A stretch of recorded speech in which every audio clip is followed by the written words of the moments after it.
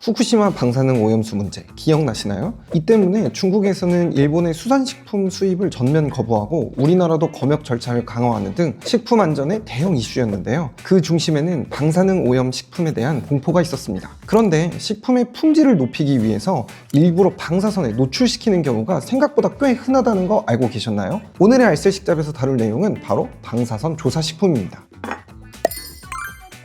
저희 유튜브를 보신 분들은 아시겠지만 식품을 상하게 만드는 주범 중 하나가 바로 미생물입니다. 이를 제어하는 방법은 크게 두 가지인데요. 하나는 열을 가하는 거고 하나는 냉동을 하는 거죠. 하지만 두 방식 모두 장단점이 명확합니다. 열을 가하는 것은 미생물을 죽일 수 있는 좋은 방법이지만 그 과정에서 식품의 맛이 변형되거나 영양소 파괴가 일어납니다. 냉동의 경우는 형태나 영양소의 파괴는 줄일 수 있지만 대신 미생물이 활동을 멈출 뿐이지 죽지는 않습니다. 그래서 해동 후 재냉동하지 말라는 거기도 하고요. 그러면 열을 가하지 않고 미생물을 죽이는 방법은 없을까요? 거기에서 나온 게 바로 방사선 조사입니다. 방사선 조사는 에너지를 가진 방사선을 식품에 쏴서 식품에 존재하는 미생물이나 포자 등을 사멸시키거나 제어하는 방법입니다. 원리를 설명하면 훨씬 더 복잡하지만 쉽게 얘기하면 이렇습니다. 방사선이 세포의 DNA 구조를 손상시켜서 번식을 불가능하게 만드는 거죠. 번식을 못하면 자연스럽게 사멸로 이어지겠죠. 방사선 조사가 혁신적인 이유는 그냥 방사선을 쬐기만 하면 되기 때문입니다. 식품을 가열할 필요가 없는 거죠. 가열이나 냉동은 일정 온도에 도달할 때까지 시간이 필요하지만 방사선 조사는 엑스레이처럼 순식간에 처리할 수 있어 대량의 제품을 빠르게 살균할 수 있습니다. 뿐만이 아니라 가열하지 않기 때문에 제품의 형태 손상도 적어집니다. 아이스크림이나 빙과류 제품에 묻어있는 미생물을 열로는 제거할 수 없지만 방사선 조사로는 제거할 수 있는 거죠. 또한 방사선은 물체를 투과하기 때문에 파인애플처럼 세척이 까다로운 농산물에 붙은 벌레나 미생물도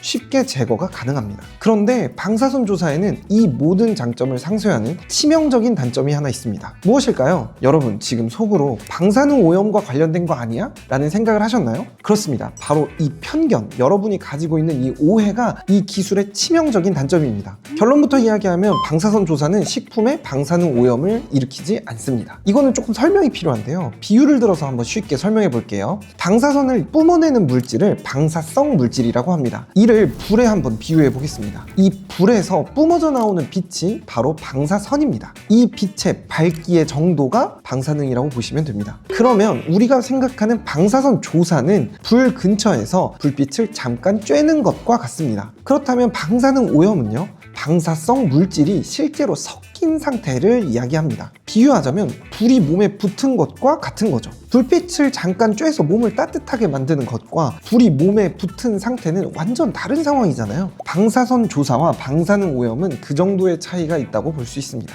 실제로 식약처, 미국 FDA, 그리고 국제규격인 코덱스에서도 방사선 조사는 방사성 물질을 식품에 잔류시키지 않으면 안전하다고 인정을 했습니다. 그럼에도 불구하고 소비자들에게 심리적인 안정감을 주기 위해 원료나 완제품에 방사선 조사 처리를 한 경우에 이를 표기하도록 되어 있어요. 뿐만이 아니라 전용 마크도 함께 붙이게 되어 있습니다. 여기 보이시는 게 그 마크인데요. 마크 디자인을 보면 방사선 조사는 안전하다는 걸 느끼게끔 하기 위해서 얼마나 많은 디자인 노력이 들어갔는지를 알 수 있죠. 기존에 우리가 생각하는 방사능 오염 경고 표시와는 완전히 다르죠. 방사선 조사는 생각보다 오래전부터 식품 분야에 활용되어 왔습니다. 대표적인 사례가 우주식품과 환자식품입니다. 여기는 특수한 상황 때문에 가열이나 냉동 처리를 못하는 경우가 있기 때문이죠. 어찌 보면 환자식에 방사선 조사가 쓰이는 게 방사선 조사 기술이 안전하다는 방증이 되겠네요. 뿐만이 아니라 장기 저장을 하는 농산물, 감자나 양파 등에도 방사선 조사를 쓰고 있습니다. 특히 미국에서는 하와이에서 재배된 열대 과일을 대상으로 방사선 조사를 실시하고 있어요. 쉽게 말해서 미국에서 여러분이 파인애플을 골라 먹는다면 높은 확률로 방사선 조사 처리가 된 파인애플일 수 있다는 얘기죠. 물론 안전하고요.